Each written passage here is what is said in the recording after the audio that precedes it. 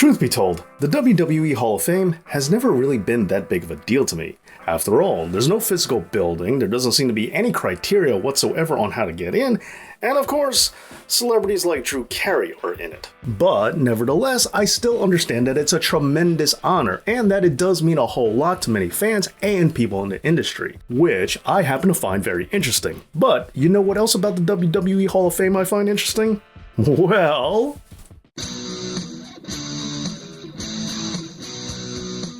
Before we get into the list, allow me to ask that you make sure that you're subscribed to this channel, as that'll put you in the Hall of Subscribers or something in a metaphorical sense.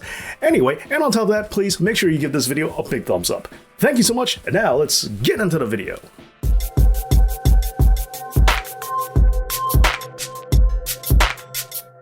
Alright, so the first thing I want to talk about when it comes to this beloved annual tradition is that it's not always annual. Now, is it?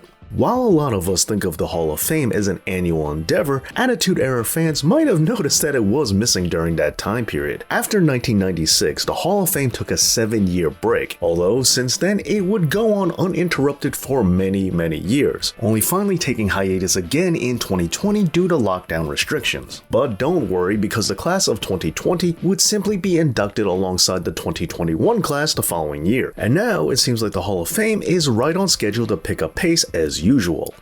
Now imagine if they didn't take that original break. Do you have any idea how grungy those ceremonies would have been during the Attitude Era?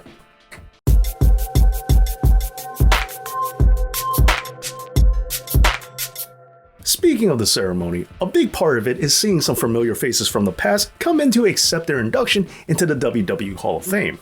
However, that doesn't always happen. 2021 was also unusual in some other ways. For instance, William Shatner and Ozzy Osbourne received their induction remotely, something that's by no means traditional, but understandable considering the circumstances. However, this was not the first time that a living inductee was not there in person to receive their award, as that happened for the first time all the way back in 1995, when Pedro Morales was not there to be inducted, but instead it was Savio Vega that would accept the induction on his behalf. And this is pretty surprising considering just how important Pedro Morales is to WWF history. And so, with him not being there in person to accept the award is pretty surprising.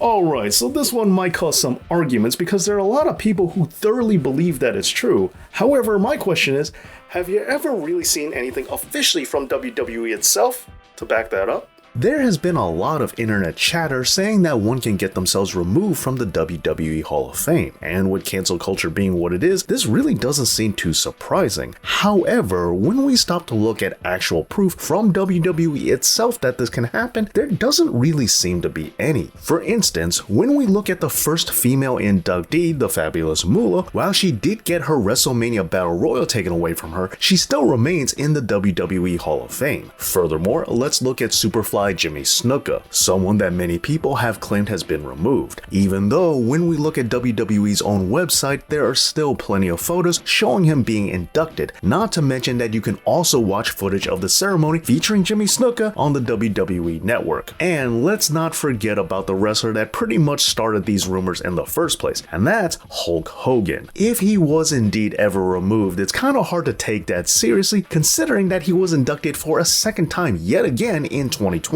And in case you were thinking that maybe he was removed temporarily and then put back in, then I have to say that really doesn't seem like all that much of a punishment at all.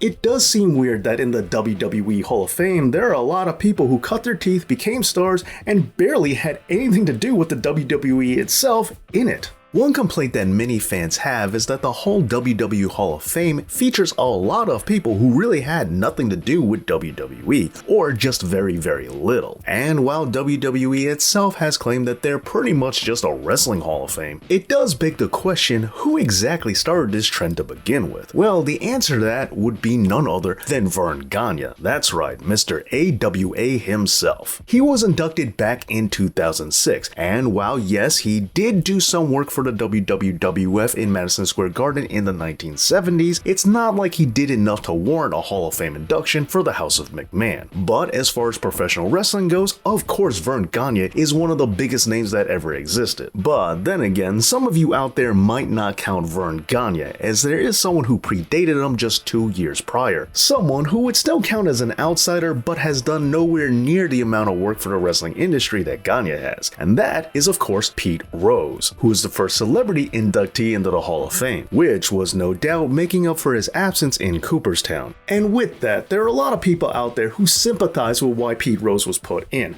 However, if you are going to have a celebrity wing, doesn't it seem a little weird that WWE hasn't inducted Andy Kaufman or Cyndi Lauper? And sure, they are outsiders, especially Kaufman, who never even wrestled for WWE. But as we can see from Verne, that shouldn't really matter.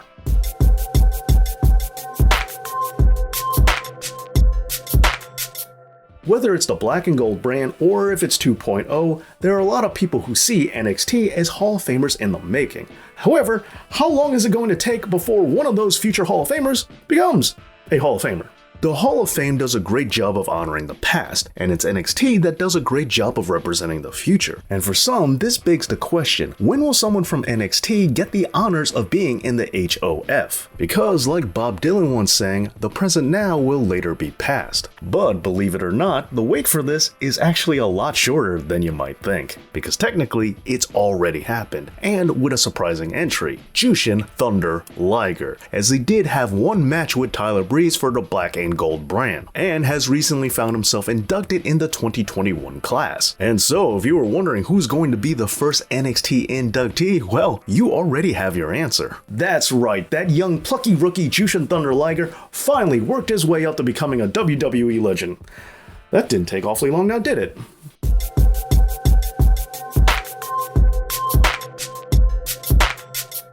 While up until this point we've only talked about the WWE Hall of Fame, it's important to note that they're not the only game in town.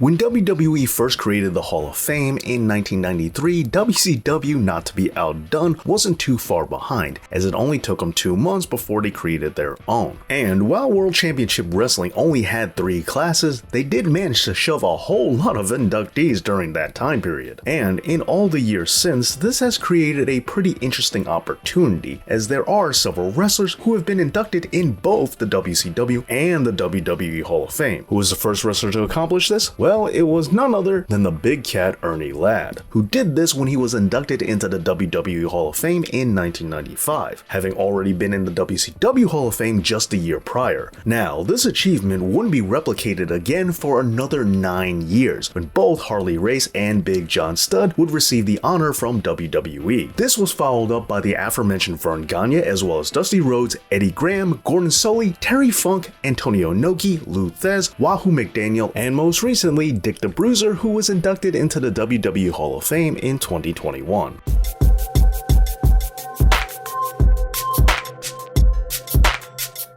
Now, don't think that we're done yet, because there are still more Hall of Fames out there than just WWE's and more than just WCW's. TNA had always been much stricter about their Hall of Fame than WWE or WCW for that matter, as they only have 1 entry per year, and they don't even do it every year on top of that. But even with a much tighter leash, there are still those wrestlers out there who managed to be a member of both the TNA Hall of Fame as well as WWE's, the first of which was the man they call Sting, who was inducted into TNA's Hall of Fame in 2012 and WWE's in 2016. The second person to do this was the Olympic gold medal hero Kurt Angle, who has the honor of being inducted into the Hall of Fame just 1 year after Sting for both WWE and TNA. And of course, these two weren't the only to receive this honor, as Jeff Jarrett and both the Dudley Boys Bubba Ray and Devon would officially join both Hall of Fames when they were inducted into WWE's in 2018. And what should be obvious, all this is of this recording, since there are plenty of prime candidates out there who are probably going to be in both in the future, namely Earl Hebner and Ken Shamrock, who are both in the TNA Hall of Fame, but somehow not in WWE's, even though I'm pretty sure it's just going to be a matter of time.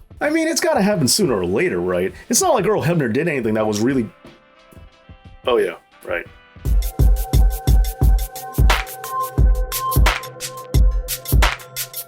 WWE has always had a reputation as not being the kindest to tag team wrestling, and when you look at the WWE Hall of Fame, well, that kinda just feeds into it. The first headliner for the Hall of Fame ceremony was Hulk Hogan when he was inducted in 2005, although this was the same year as Roddy Piper, who should have been a headliner unto himself. Now, the concept of a headliner for the event does cause some controversy, as there are those out there who don't really think it's a fair practice. But one thing that a lot of people might find interesting when it comes to choosing a headlining act is that a tag team has never done it, although factions have, but we will be getting to those later. The Dudley Boys ended up playing second fiddle to Goldberg in 2018, and the Legion of Doom, aka the Road Warriors, fell behind to Shawn Michaels in 2011. Furthermore, it's not like the WWE Hall of Fame was all that great to tag teams in the first place, as it took until 1996 before their first tag team was inducted with the Valiant Brothers. And while that might not seem all that bad, keep in mind the second tag team wouldn't be inducted until a whole decade later with the Blackjacks in 2006, although technically speaking the Iron Sheik and Nikolai Volkov were inducted the year before, but they were inducted individually and not as a tag team, just to be clear. And personally speaking, if LOD and the Dudleys didn't get the headline, I don't think it's looking all that good for anybody else.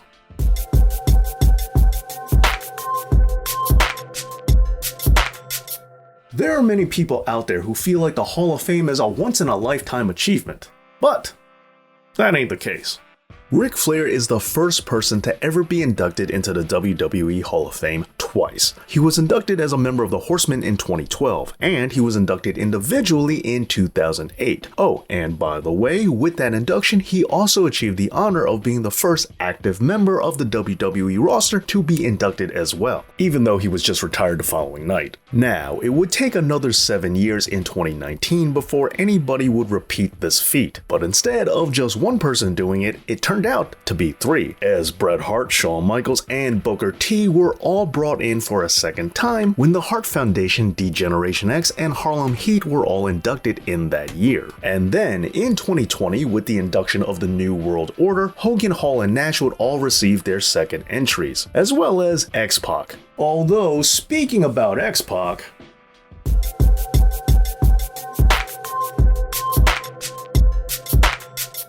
Sean Waltman is the only wrestler to be inducted into the WWE Hall of Fame twice, but only as a member of a group and not individually. Although, something that he does have company in is that he's not the only wrestler who's in the WWE Hall of Fame as a member of a group, even though there are many out there who would expect him to have an individual honor as well, such as Chyna, who was inducted as a member of DX, as well as Gerald Briscoe, who was inducted as part of the Briscoe Brothers in 2008, but has no individual nomination despite his other tag team partner during the Attitude Era, Pat Patterson, being inducted as an individual himself. Also on this trend is Kerry Von Erich, who is only in as a member of the Von Erich family in 2009, and Terry Funk, who was also inducted in that same year, but as a member of the Funk family. Oh, and going back to the whole tag team thing, I should also point out that the New Age Outlaws are only in it as a result of being in DX. And interestingly enough, Billy Gunn was a signed AEW wrestler at the time of his induction. Now, there are plenty of other wrestlers who qualify as just being in the Hall of Fame because they're a part of a faction. However, that leads us to a bonus entry.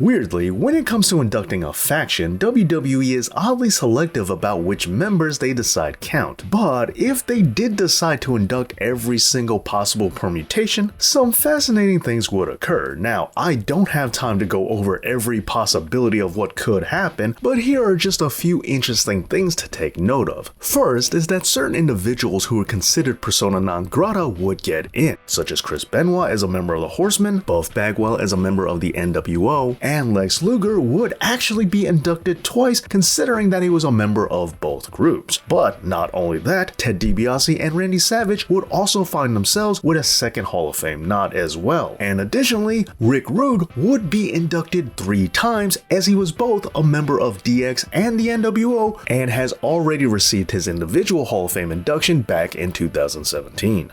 Well, there you go, some interesting musings about the WWE Hall of Fame. But what are your thoughts? Let me know down in the comments, and please make sure you give this video a big like, as well as making sure that you're subscribed right here to Dave Knows Wrestling. Thank you so much for watching. Thank you to all my Patreon supporters. And as always, Dave Knows